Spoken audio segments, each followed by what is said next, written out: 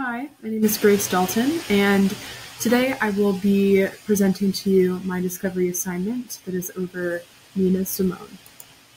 So before we get into the nitty-gritty of it, I want you to take a look at these three artists that I have here and ponder what they might have in common. So we have Johannes Brahms, who was a canonical German composer, Kanye West, who is a rap artist, and Michael Bublé, who, according to Google, is an easy listening artist.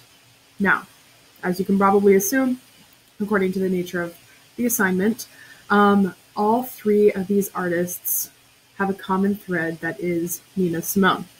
Now, chronology would suggest that Simone was influenced by composers such as Johannes Brahms, but that her work influenced artists of modernity like Kanye West and Michael Bublé. And we'll get a chance to dive into that more here in a moment. Now, Nina Simone was born February 1933 and died in April of 2003. I love this picture of her. It has so much power and sass and energy that is honestly so much like her spirit. Simone started classical training at the age of 3 on the piano. She studied canonical composers like Bach, Brahms, and Chopin. This was very niche and very specific for her because so many artists that came out of her time were not necessarily classically trained in the early parts of their musical careers. So this is very special. She performed outstandingly in her compulsory education, graduated valedictorian of her high school, and later attended Juilliard. She applied to the Curtis Institute of Music, but she was denied acceptance on what she believes was a race-driven decision.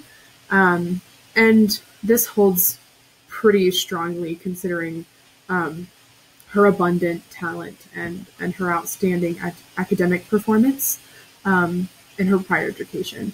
So following her rejection, Simone began playing in smaller venues, really impressing crowds with her special and specific music style that we'll get into in a moment. But to this end, by the age of 24, she was signed by King Records with her song I Love You, Porgy, which is still one of her most popular tracks, and her career really took off from there. So many musical critics would identify Simone as a jazz artist, but she herself denies that title. She prefers to be called a classical Black artist because her music is a fusion of jazz, blues, and classical music, but also spiritual and historical notes as well. Her piano playing is highly technical, highly difficult, and that comes from the classical and jazz end. And her tone that just grips you with strong emotion. That really comes from, I think, the spiritual and the blues side of it.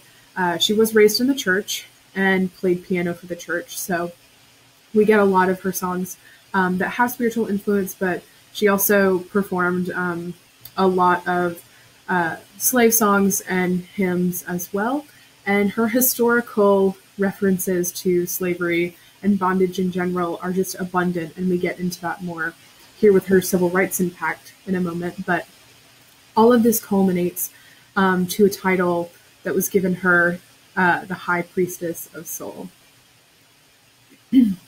So Simone experienced really outstanding success in her musical career, but to what end? For what purpose? She was experiencing, everyday racism per, the experience of the 40s and 50s, and also really struggled with her mental health. She was in an abusive relationship with her manager turned husband, or vice versa, I'm not sure. And they were married for a decade. And his abusive relationship with her, in turn, made her abusive toward her daughter, emotionally more so than, physically, but nonetheless, it was a very prominent aspect of her life. She also was diagnosed with bipolar disorder, so this really made her mental situation complex and very deep. Now, again, she was highly successful, but for what purpose? She saw the lack of musical cooperation, industry cooperation in the civil rights movement, and so she used this as an opportunity to step up with her platform into the civil rights movement and really engage the music industry in what people were trying to do. And so with songs like Mississippi Goddamn, Work Song, and To Be Young, Gifted, and Black, Simone made highly critical statements about the condition of the United States in terms of liberty and equality for the Black population. Now, she makes great headway as a civil rights figure, but she grew really exhausted of racial injustice and divided politics. She didn't believe in nonviolence per Martin Luther King Jr.'s suggestions, and so she expatriates to Liberia in the late 60s. Now, at this point, she experiences a dry spell in creativity, and she suffers financially and mentally. This stays the case until about the 80s, when she briefly returns to the limelight after Chanel, I believe, used one of her songs in an advertisement. And so Simone elevates back up into the spotlight, tours throughout the 90s, and then passes away in 2003. Now, this is arguably my favorite part about exploring Simone's work because of her standing in civil rights and because of her influence musically as well, we have modern artists who have similar quote-unquote civil rights goals that are being obtained through music, namely hip-hop. And so Kanye West, in his song Blood on the Leaves, he samples Nina Simone's Strange Fruit. In Jay-Z's The Story of OJ, he samples Four Women. In Talib Kweli's Get By, he samples Sinner Man. The really amazing thing about the music video for The Story of OJ is that they use animation that takes from the tropes of like blackface in early minstrel shows that at the time was so commonplace, but now is so disgusting. And they capitalize on that for racial imagery. And it is absolutely fascinating. So I highly recommend checking out these tracks. And at the end of the presentation, I will get to share with you a playlist that I made that has some really cool songs that sample her as well. So, in our work, there's an epigraph that precedes part 2 of Native Guard, I believe. And the line is, "Everybody knows about Mississippi." This is on page 71.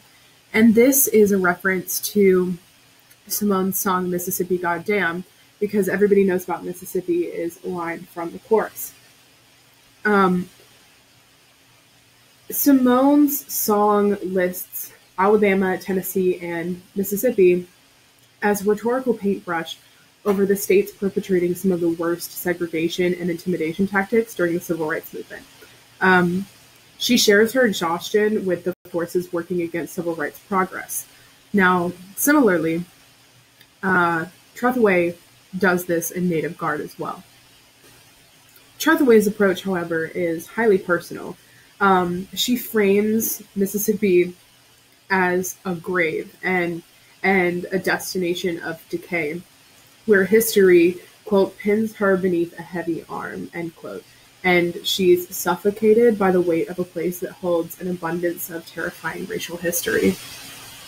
Now, these two writers, cross paths in these descriptions in terms of highlighting the backwardness of southern states in civil rights progress. In conclusion, Nina Simone was a tortured soul. She experienced abuse from her husband, which in turn made her an abuser. She suffered from mental health issues and the everyday struggle of being a Black American in the 20th century.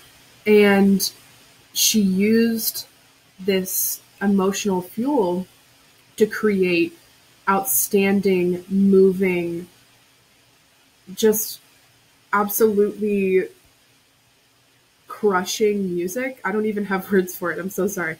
But these things all come into play, and she's able to use it as a platform to become a civil rights figure for the music industry. And as a whole, it launches her into notoriety as the High Priestess of Soul. Now, a discovery question for you to think about. What role does music play in Southern culture and history, and how does it occupy historical space in a way that other creative modes cannot? And by creative modes, I mean prose, poetry, art, architecture, dance, anything that you consider a creative mode that isn't music. How does music achieve culture and communication in a way that those forms cannot? So think about that. Discuss it with us, discuss it with the teachers, professors, etc.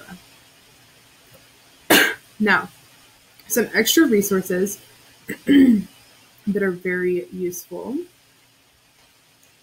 These were some really amazing resources that I had access to in my research, but there is a video called Nina Simone, Hip Hop's Secret Weapon, that was done by Polyphonic, and the video goes into vast detail about what we discussed with the modern influences of Nina Simone and the different samplings of hers that appear throughout hip hop culture. So I highly recommend it. It's about 15 to 20 minutes long.